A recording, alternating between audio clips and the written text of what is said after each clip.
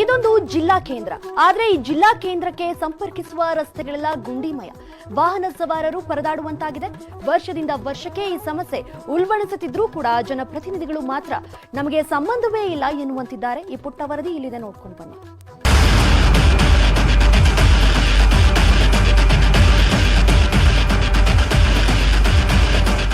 ಗಡಿ ಜಿಲ್ಲೆ ಚಾಮರಾಜನಗರ ಜಿಲ್ಲೆಯಾಗಿ 27 ವರ್ಷಗಳೇ ಕಳೆದು ಹೋಗಿದೆ. ಆದರೆ ರಸ್ತೆ ಸೇರಿದಂತೆ ಯಾವುದೇ ಸೌಲಭ್ಯಗಳು ಇಲ್ಲ.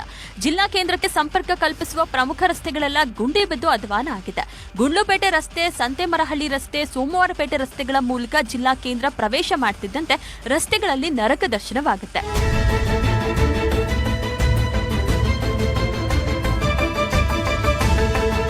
ನಮ್ಮ ಚಾಮರಾಜನಗರ ಗುಂಡ್ಲುಪೇಟೆ ಸೇರ್ತಾ ಇರ್ತಕ್ಕಂಥ ರಸ್ತೆಯಲ್ಲಿ ಬಹಳ ತೊಂದರೆ ಇದ್ದು ಎಲ್ಲಾ ತರದಲ್ಲೂ ನಾನು ಕೇಳ್ಕೊಂಡಿದ್ದೆ. ಯಾವುದೇ ಅಧಿಕಾರಿ ಸ್ಪಂದಿಸ್ತಿರ್ಲಿಲ್ಲ.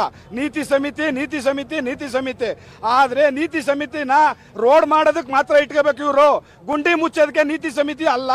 ನಾನು ನಿನ್ನೆಯಿಂದನೂ ಸಂಪರ್ಕ ನನ್ನ ಜೊತೆಲೇ ಇದ್ರು ಇಂಜಿನಿಯರ್ಗಳು. ಆದ್ರೆ ನಾನು ಅದಕ್ಕೆ ಯಾವುದಕ್ಕೂ ತಲೆ ಬೋಗಿಲ್ಲ. ಇವತ್ತು ರಸ್ತೆ ತಡೆ ಚಳವಳಿ ಮಾಡೋದ್ರಿಂದ ಅಧಿಕಾರಿ ಬಂದು ಈಗ ಕೆಲಸ ಮಾಡ್ತಾ ಇದ್ದಾರೆ.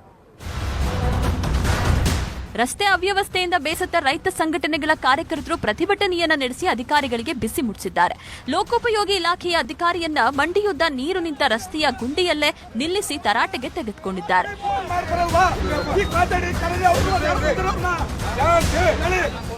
ಗುಂಡಿ ಮುಚ್ಚತಕ್ಕಂಥದ್ದು ಸರ್ಕಾರ ಬರೀ ಬಂಡವಾಳಶಾಹಿಗಳು ಶ್ರೀಮಂತರಿಗೆ ಮಾತ್ರ, ಐಟಿ ಇರ್ತಕ್ಕಂಥ ಕಡೆ ಮಾತ್ರ. ಗ್ರಾಮೀಣ ಭಾಗದಲ್ಲಿ ಮಳೆ ಬಂದ್ರೆ ರಸ್ತೆಗೆ ಬರಲಿಕ್ಕೆ ಪ್ರಾಣವನ್ನ ಕೈ ಹಿಡ್ಕೊಂಡ್ ಬರಬೇಕಾದ ಪರಿಸ್ಥಿತಿ ಬರ್ತಾ ಇದೆ. ಯಾಕೆ ಅಂತ ಹೇಳಿದ್ರೆ ಸ್ಥಳೀಯ ಚುನಾಯಿತ ಪ್ರತಿನಿಧಿಗಳು ಗ್ರಾಮೀಣ ಭಾಗಕ್ಕೆ ವಿಸ್ತಾರವಾದಂತ ಕೆಲಸ ಮಾಡ್ತಾ ಇಲ್ಲ. ನಾವು ನಿನ್ನೆ ಮೊನ್ನೆಯಿಂದ ಮಾಧ್ಯಮಗಳಲ್ಲಿ ಎಲ್ಲ ಕಡೆ ನೋಡ್ತಾ ಇದೀವಿ. ಸರ್ಕಾರದಲ್ಲಿ ಕಾಂಟ್ರಾಕ್ಟರ್ಗೆ, ಗುತ್ತಿಗೆದಾರರಿಗೆ ಹಣ ಬಿಡುಗಡೆ ಆಗಬೇಕಾದ್ರೆ ಕಮಿಷನ್ ತಂದೆ.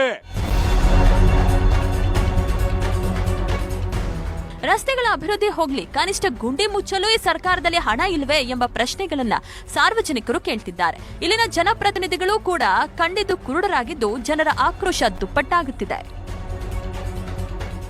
S M Nandish, news 18, Chamarajanagar. ಕಾಡು ಪ್ರಾಣಿಗಳಿಂದ